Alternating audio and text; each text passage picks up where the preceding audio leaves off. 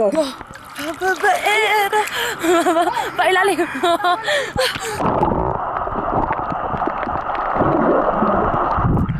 Anong nangyari? Isa pa. Lalangoy ako. Sa ilalim din. Wow.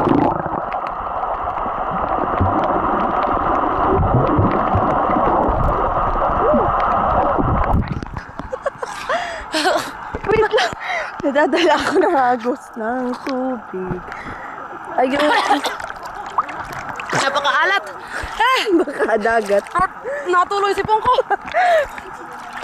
My God, my skin is getting dark.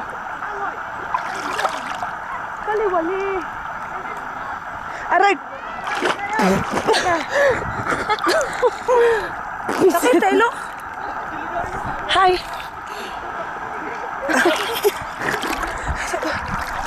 Ano ba yan? Magulo? Maglangoy sa ilalim, takpan ko ilong ko. Ha?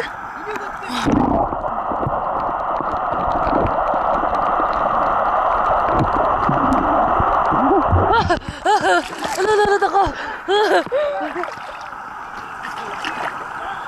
Sakit sa ilong, grabe.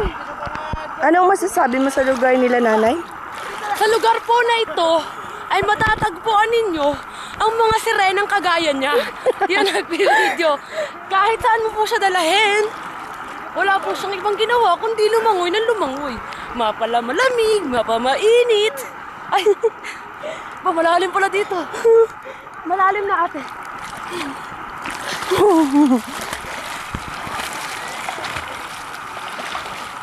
Hoy, wag kang lumayo. Nay, pati. My God, wala nang mababaw. Balik!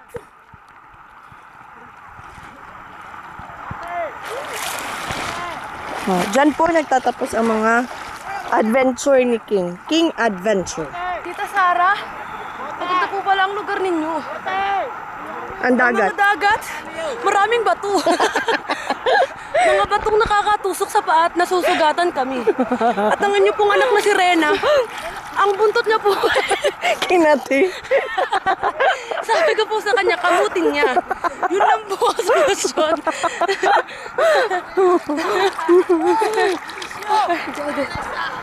Sige, maglalangoy naman ako kasi maganda masyado yung salbabida mo. Kitang-kita sa video. Ito po ang improvised salbabida ng mga batang paslit. My God, thanks God for this day. Alhamdulillah. Bye-bye.